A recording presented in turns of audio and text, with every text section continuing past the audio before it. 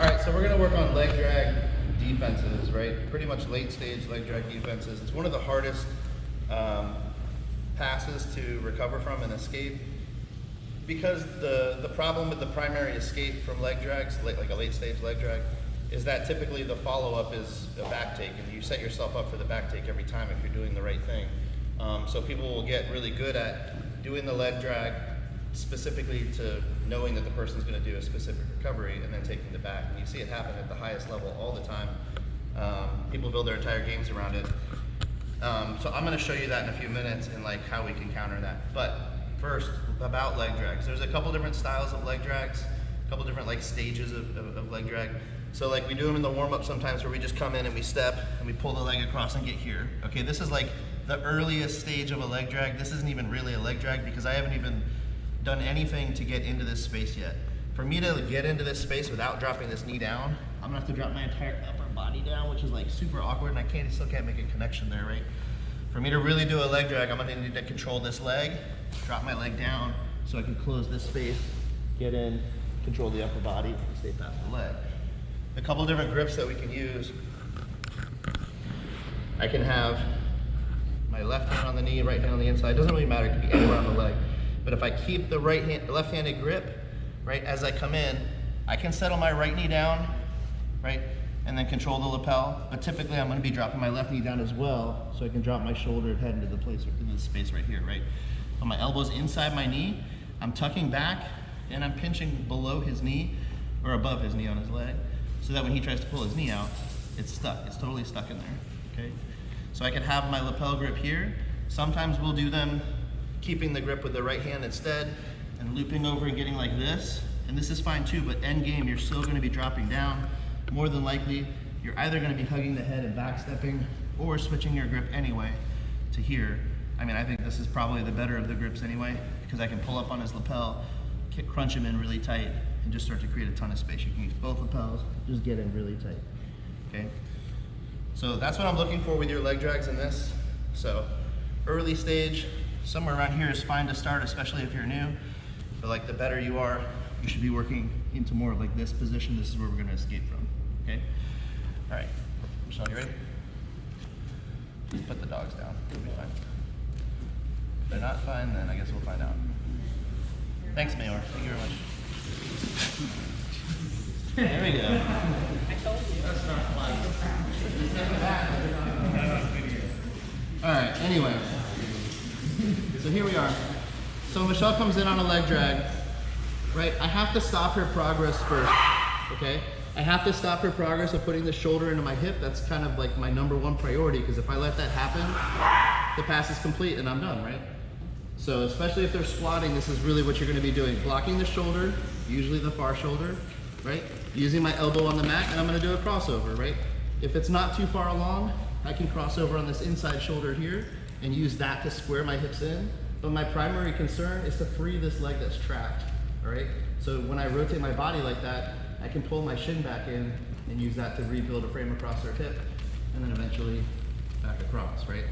So I'd like it if we can get to the point where I can fence all the way across, get that hip rotation at the same time, but look, this leg is still outside, right? My goal is to thread this back into that space so that I can rebuild it, okay? So as she goes, a couple different options, okay? If you have the flexibility, and sometimes you're not really gonna have a choice. If she's starting to lean this way and pin my leg down, I'm almost gonna have to step my leg up and kind of get it on this inside shoulder here without turning my hips very much, because it's hard when she's squeezing really tight. Okay, so if a person's leg dragging really tight, it's hard to rotate your hips. But having this foot here, I can push on my knee, reinforce everything, turn, now this leg comes free, I can pull it back to the inside and recover. Okay. So a little bit later, she gets a little bit further down, maybe drops this knee, I'm gonna have to really start trying to get back to this shoulder instead, okay? But again, this leg's trapped out. If I go too far, I'm doing the splits, and she's just gonna smash my leg down into my chest and then pass around this way anyway. Yeah, I don't want any of that. So always try to have your feet in front of the person, square your hips back up, and get this knee back in as quick as you can, okay? It might be possible sometimes, depending on how tight their control is, maybe they're transitioning their grips or something. If you could free this knee earlier, without even pummeling, go for it. So she goes, maybe just my block on her chest is enough to turn that knee in, right? Then I can turn this knee in, pummel back to the inside. Okay, so I want you guys looking for that. So depending on how tight this leg is, either just pull the leg in, so she goes. Okay, and I'm just gonna slide this leg back in, pummel this leg over the top, and now I'm at least back to having frames between us. She can't collapse onto my chest. Or she gets really tight on this leg, can't rotate it. Yeah, this sucks. I gotta try to pummel this in on her shoulder. I can push away, which opens up a hole to rotate. Bring my shin back in, re-pummel back. This is ridiculous.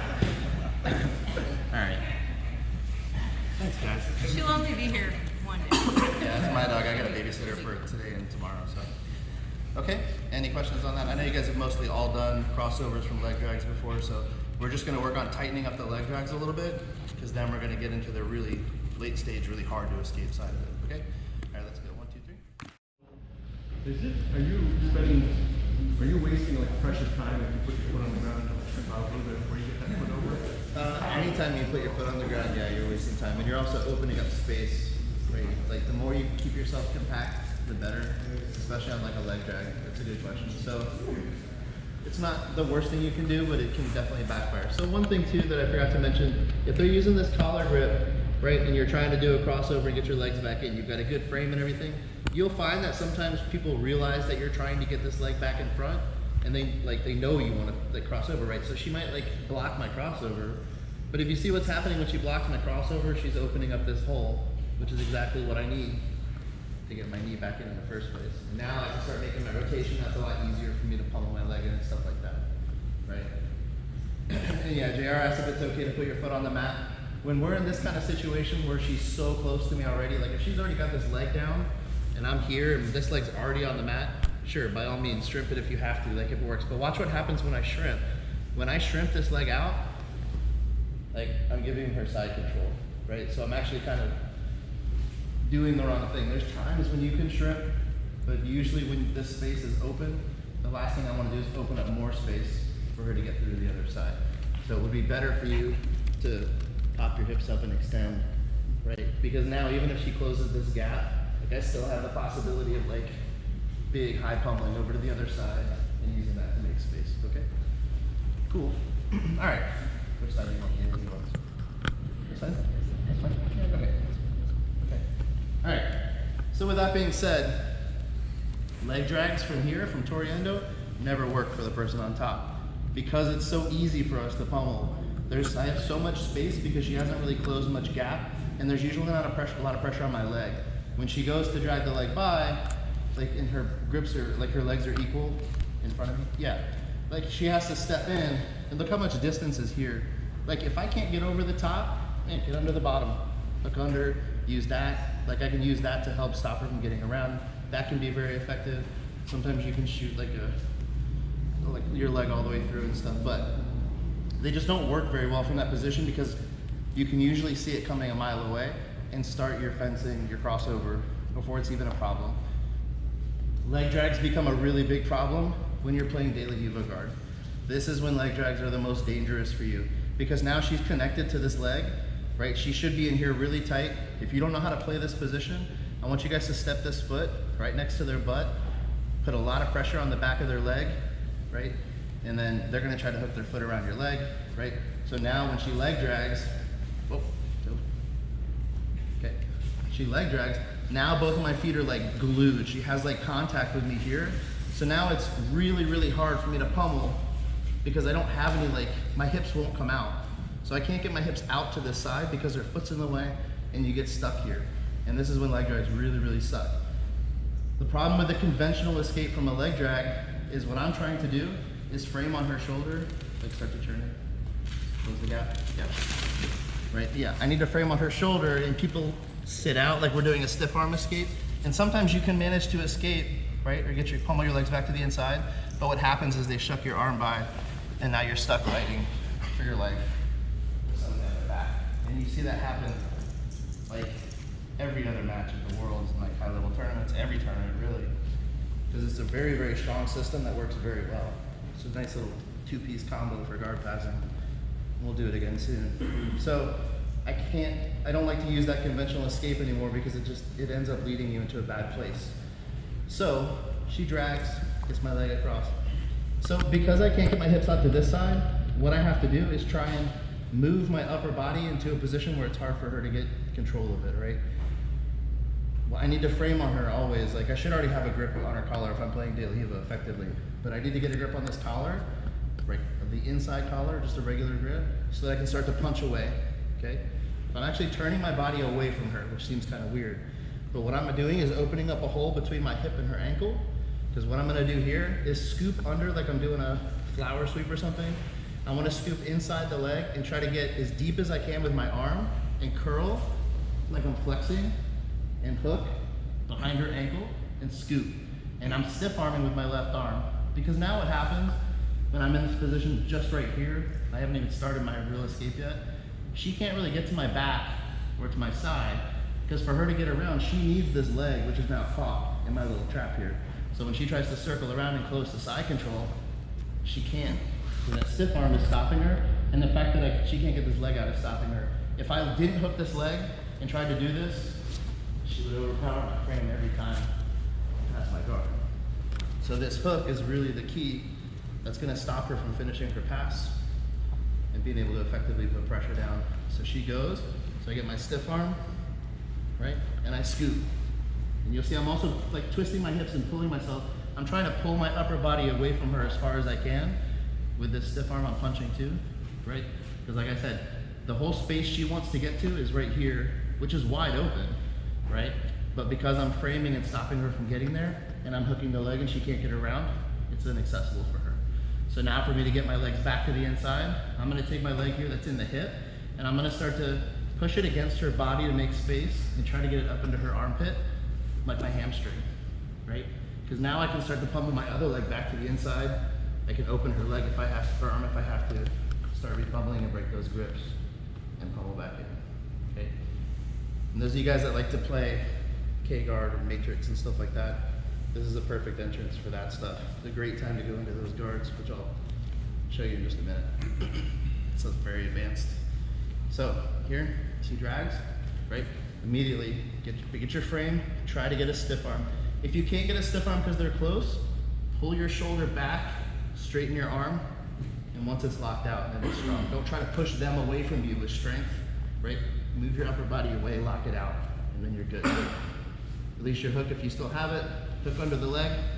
What I'd like to do ideally is open this, drop this knee down to the inside here so I have a hook on the inside of her thigh.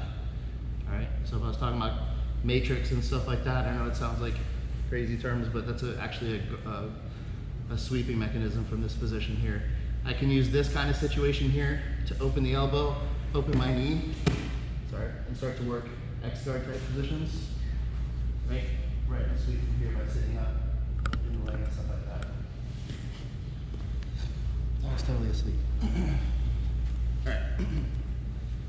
But I just want you guys to understand the whole entire point of this whole thing as she goes, right, is the scoop and I'm pulling. I'm not just holding it, because here I'm not really doing anything. I'm not creating the angle that I want.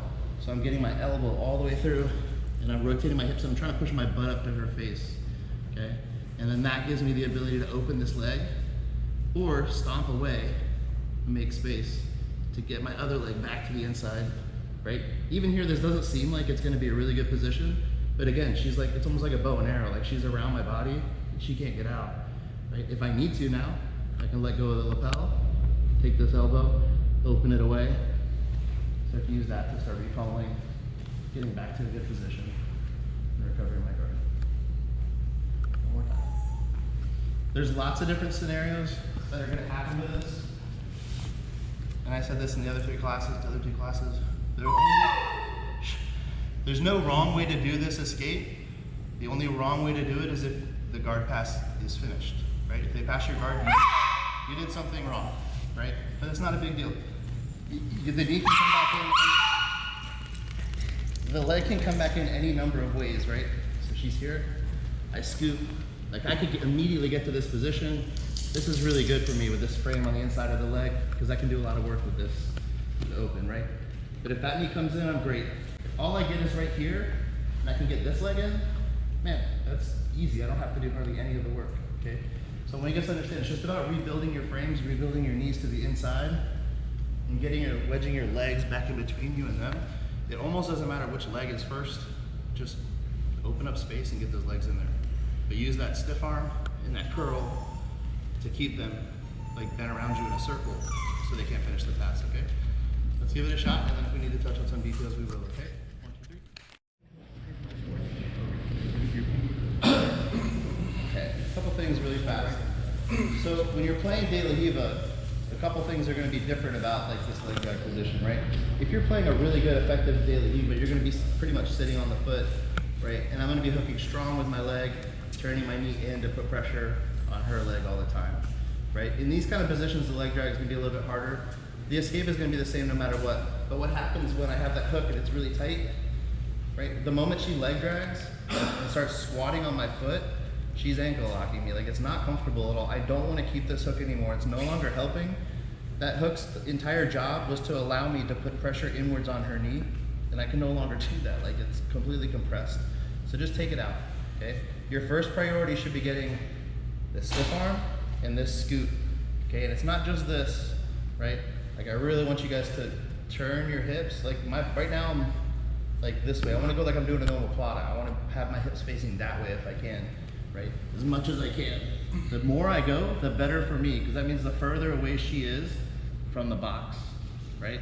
So this is way better for me, okay? But I also see a lot of you guys are getting to a position where like this leg is coming in, and then you're trying to do like all this other stuff. Forget about it. This leg's already in. Like, you've already stopped the leg drag. Once this leg is no longer under control, that leg drag is pretty much done. You can shoot it across the belly.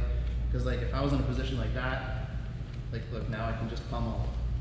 Like, I don't have to go through those other steps and go upside down and try to do all this other stuff. It's fun, but you just don't have to. So if you're on top, I really want you guys to make an effort to keep that leg trapped in there tight. When she's here on me, she's squeezing this leg really tight. Like, this leg's not coming back in without me doing a significant amount of work.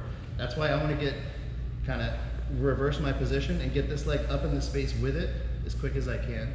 So as I scoop, try to get that space up in, that leg up in there too.